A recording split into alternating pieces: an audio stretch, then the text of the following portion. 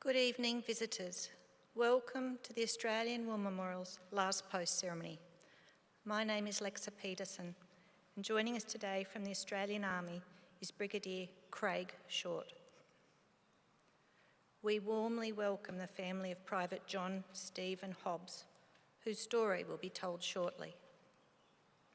We welcome the veterans who have served, those that are still serving, and the families that love and support them. We also warmly welcome students from Geelong Grammar School, Toorak campus in Victoria. The live stream of this ceremony is made possible by the Returned and Services League of Australia and the RSL and Services Clubs Association. We welcome members who are watching the broadcast of this ceremony across Australia.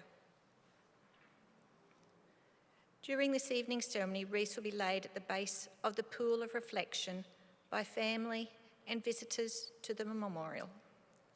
If you're able, please stand and join in singing the national anthem.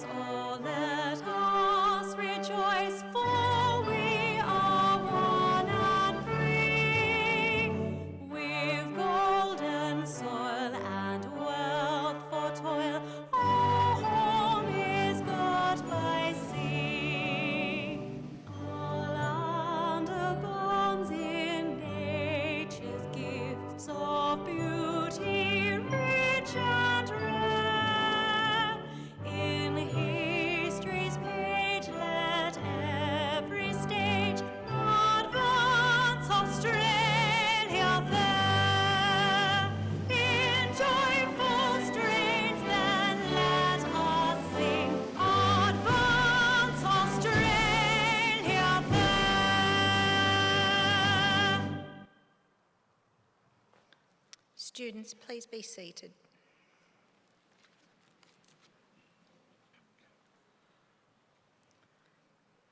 The Australian War Memorial was the vision of Charles Bean, Australia's First World War official historian.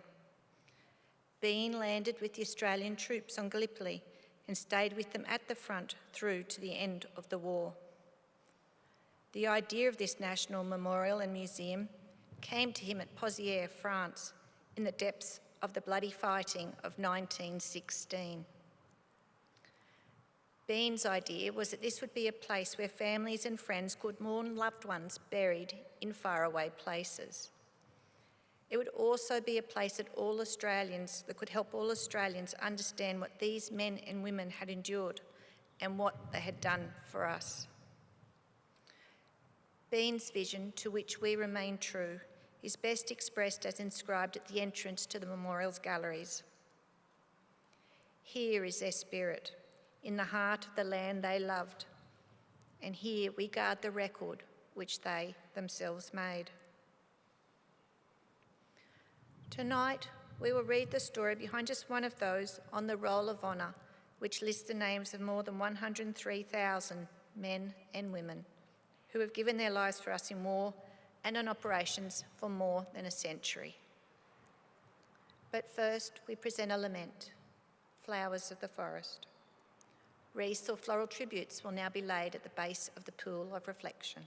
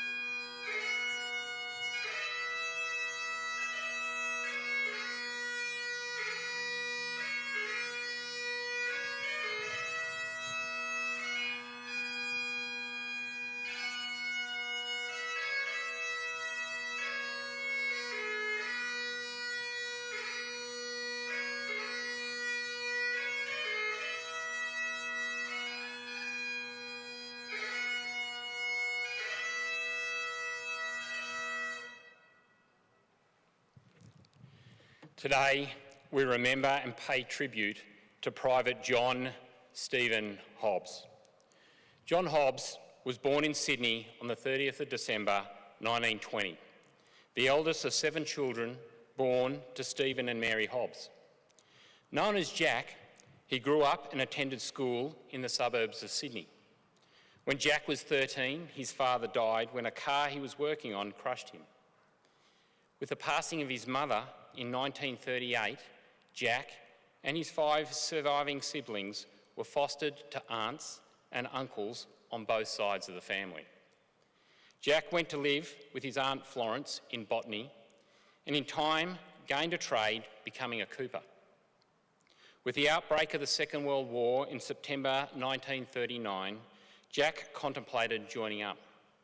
He first saw military life in the citizen forces, serving 6 months, parading part-time with the 1st Battalion. Putting his age up a year, Jack Hobbs enlisted in the 2nd Australian Imperial Force on the 9th of July 1941 in Sydney. Allocated to the reinforcements for the 8th Division headquarters at the end of July, he sailed for Singapore, arriving in mid-August. In October, he was assigned to the 2nd 18th Australian Infantry Battalion. With war with Japan increasingly likely, the battle was in Mersing on Malaysia's east coast when Jack Hobbs joined it at the end of October 1941. 5 weeks later, the Japanese launched attacks in the Pacific and Malaya. There was little action for the battalion until the 17th of January when the 2nd 18th was ordered to abandon its well-prepared defences at Mersing and withdraw to Jamalong further south. Japanese successes to the west were threatening to outflank the forces on the east coast. The 2nd 18th's first major action was at Nithsdale Estate in the early hours of the 27th of January. The battalion lay in wait for the advancing Japanese and sprang a successful ambush. But the Japanese advance continued relentlessly and the Australians soon withdrew onto the island of Singapore. When the Japanese launched their invasion on the night of the 8th of February, the 2nd 18th inflicted heavy casualties, but Australian forces had little hope of holding them back. The Japanese infiltrated between the battalion posts and the battle degenerated into vicious scattered engagements in the dark. Like most Australian units involved, they fell into a desperate retreat, ending with surrender on the 15th of February. Initially imprisoned in the sprawling Changi prisoner of war camp, it was not long before the members of the 2nd 18th were allocated to external work parties. Hobbs became one of almost 1,500 prisoners of war that made up B-Force, which sailed from Singapore on the 8th of July 1942 in one of the so-called hell ships, the Ubi Maru. 10 days later, they established a camp at Sadakan on the northeast coast of North Borneo, where the prisoners began building an airstrip. At first, conditions and food supplies were reasonable. However, from September 1942, the Japanese control began to tighten. From mid-1943, conditions at Sadakan deteriorated due partly to the arrival of the brutal Formosan guards. A small cage was built within the camp to punish prisoners for trivial offences. Some men were confined without being able to stand up and with little food for as long as a month. Treatment of the remaining prisoners worsened in 1944 with brutal beatings, torture and dwindling food supplies. By early 1945, the Japanese feared an Allied invasion of Borneo. In response, they began moving prisoners away from the coast overland to Ranau, a small village some 250 kilometres to the west. The first group of 455 prisoners left in batches of 50, beginning on the 28th of January. They were already weak from beriberi and malnutrition, and most lacked boots. Those who fell by the wayside or were unable to continue were executed along the way. Further Allied advances and increased bombing forced the abandonment and torching of Sadakan, prisoner of war camp. Further death marches took place in May and June, while the weak and ill were left behind without accommodation, food, or medical care. According to the accounts of the Japanese guards, they slowly died or were shot in the weeks that followed. All told, some 2,428 British and Australian prisoners of war died at Sadakan or on the death marches to Renau. Only 6 Australians survived the marches. Records reveal that Private Jack Hobbs died of malaria at Sadakan, No. 1 camp on the 4th of March 1945 and was buried at No. 1 cemetery. Like most, his remains were never recovered after the war. Today, he is commemorated on the Labuan Memorial, which names more than 2,000 Australians who died while prisoners of war in Borneo and the Philippines and have no known grave. Jack Hobbs was 24 years old. His name is listed on the Roll of Honour on my left among almost 40,000 Australians who died while serving in the Second World War. His photograph is displayed at the Pool of Reflection. This is but one of many stories of service and sacrifice told here at the Australian War Memorial. We now remember Private John Hobbs, who gave his life for us, for our freedoms, and in the hope of a better world.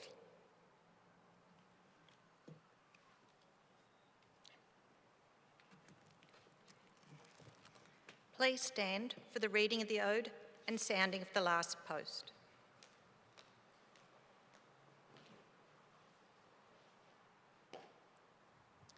They shall grow not old, as we that are left grow old.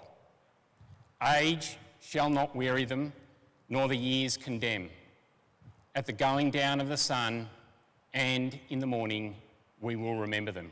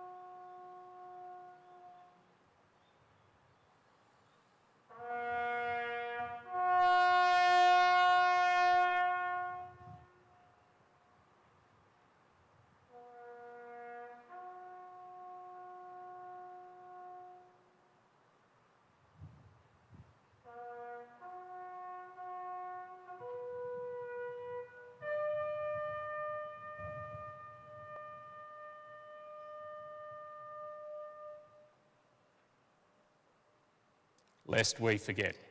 Lest we forget.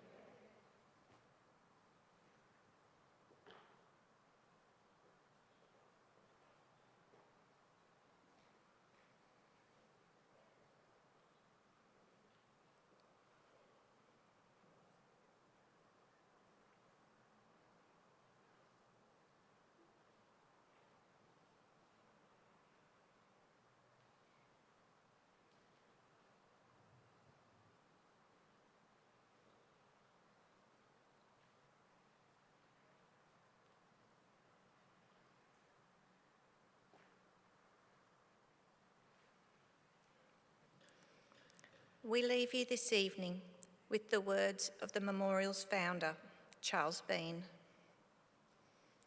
Many a man lying out there at Pozières or in the low scrub at Gallipoli with his poor, tired senses barely working through the fever of his brain, has thought in his last moments, well, it's over. But in Australia, they will be proud of this.